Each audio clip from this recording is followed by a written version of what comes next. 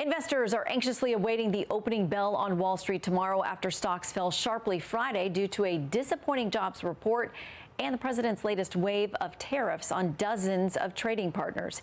In a moment, we'll bring in National Economic Council Director Kevin Hassett. But first, Fox News correspondent Lucas Tomlinson covering President Trump, who's in Bedminster this weekend. Lucas. Shannon, Friday's tariff deadline has been extended a week to give dozens of countries more time to negotiate trade deals with the United States. You're a betting man. How many of these tariff rates could change again now in the Not a lot. I mean, for the most part, we're set. A little bit, maybe. If somebody could convince us that, they have a case. Even some of the president's key allies on Capitol Hill want to see the tariff issue settled quickly. Right now, things are up in the air. I hope that the administration is going to do everything they can, conclude these trade deals, bring greater stability and certainty to our economy. Trade deals with some of the U.S.'s largest trading partners, Canada, Mexico, China, and India, remain uncertain after securing a major trade deal in principle with the 27-nation European Union. Friday's jobs report showed only 73,000 added in July, well below expectations. President Trump responded by firing the head of the Bureau of Labor Statistics, nominated by Joe Biden in 2023. I think her numbers were wrong, just like I thought her numbers were wrong before the election. Days before the election, she came out with these beautiful numbers for Kamala. Trump's abrupt move drew criticism from Democrats and some Republicans. If the president is firing the statistician because he doesn't like the numbers, but they are accurate, then that's a problem. One of the things that makes the United States a trustworthy place for investment and for business is that we trust the numbers.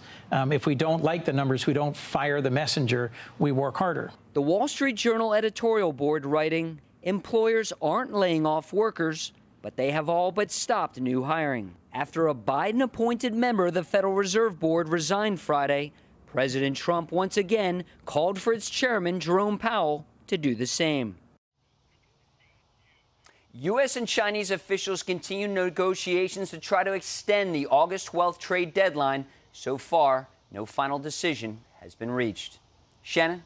All right, Lucas Tomlinson covering the president in New Jersey. Thank you, Lucas. Joining me now, National Economic Council Director Kevin Hassett. Thanks for coming in this morning. Awesome to be here. Okay, so let's talk about the headlines after the jobs report on Friday. Disappointing, probably, for the White House. Daily Beast says this: Trump's boast of an economic boom gets brutal reality check.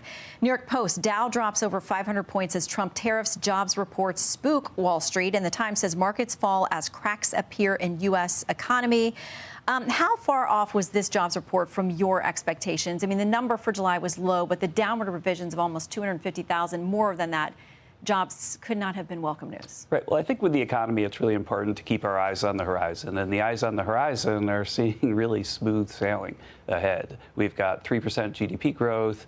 And yes, this week, a disappointing jobs number. When I first saw the big revisions, which, by the way, were the largest revisions going all the way back for 50 years, if we exclude the COVID years. When I saw those revisions, I thought it must be a typo. That I've never seen a revision like this. And as you know, you've known me a long time, I live in these data. At the 100th anniversary celebration of the Consumer Expenditure Survey at the Bureau of Labor Statistics, Alan Greenspan and I were the keynote speakers. I've been following this forever. I've never seen a revision like that. And so I think that the underlying strength is the headline for me. The big downward revision is something of a puzzle. I don't think it was explained very well. And I think that markets might be as much unsettled by the fact that the data are so noisy. So imagine if the revision in the data, so the correction of errors, is 5 times bigger than the number itself. Then that makes you wonder, well, can I believe this number at all? And I think that that's actually something that needs to be fixed. It needs to be fixed fast. Well, so the president obviously had the reaction not positive to this and calling into question the commissioner and the job that she was doing over there. Here's a little bit of what he had to say in the reaction from Capitol Hill. Now that you've with the numbers for a long time, but we're doing so well. I believe the numbers were phony, just like they were before the election, and there were other times. So you know what I did? I fired her. Right. And you know what? I did the right thing. What does a bad leader do when they get bad news? Shoot the messenger. And Senate Minority Leader Chuck Schumer was among those, saying this is an authoritarian move by somebody who doesn't like the underlying data. Look, the fact is that when the data are unreliable, when they keep being revised all over the place, then there are going to be people that wonder if there's a partisan pattern in the data. And so if you look back to just a year ago, for example, there was another massive revision from the BLS, almost a million jobs down, that said that the Joe Biden jobs record was a lot worse than people thought. But we didn't get the downward revision until after Joe Biden had dropped out. And so, once again, it made people think, what are they doing? I got to tell you that if I were running the BLS, I don't aspire to.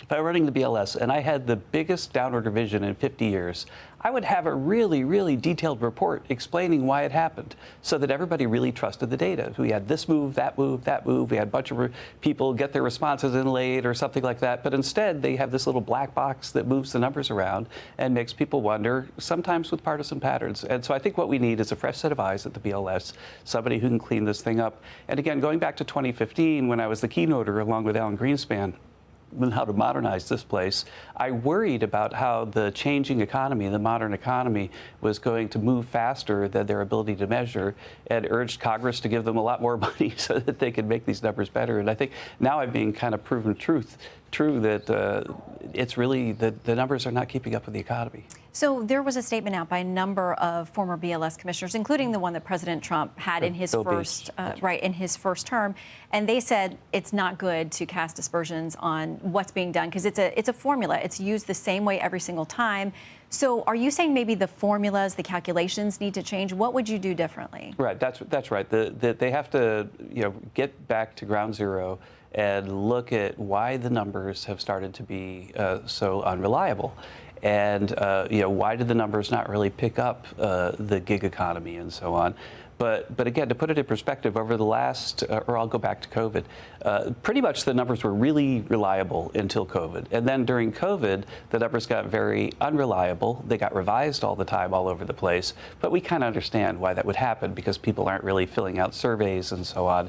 But what happened then is that after COVID, the big revisions kept happening.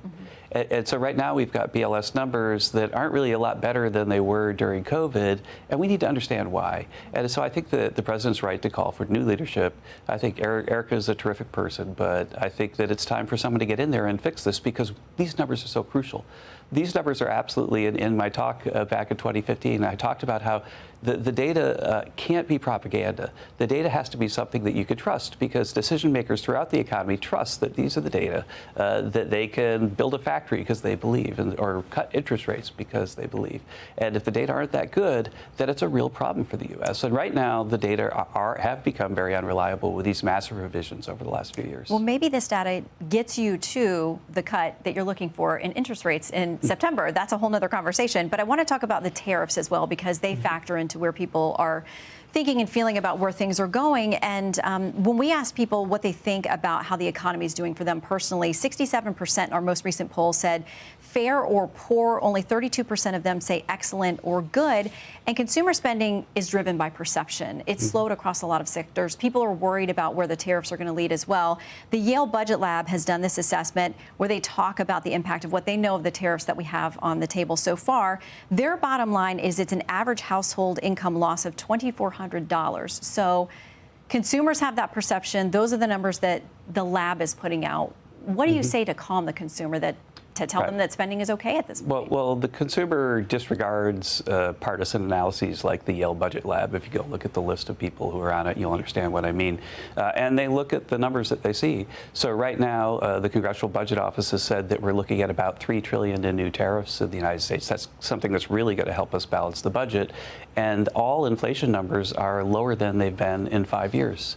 And so the idea that the tariffs are going to set off inflation and set off a recession is just not in the data. And again, I remind that while the jobs numbers had this big kind of mysterious revision, if they didn't have the revision, then the jobs numbers were fully consistent with the 3% GDP growth we also saw last week. And that's even before the big, beautiful bill passes. And so I think that the Council of Economic Advisors estimates that the big, beautiful bill will add about $10,000 to the typical family's income.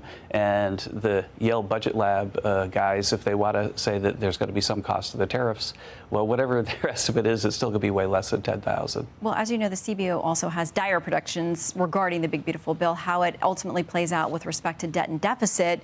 And I know that you all have differences with respect to where the growth predictions come in.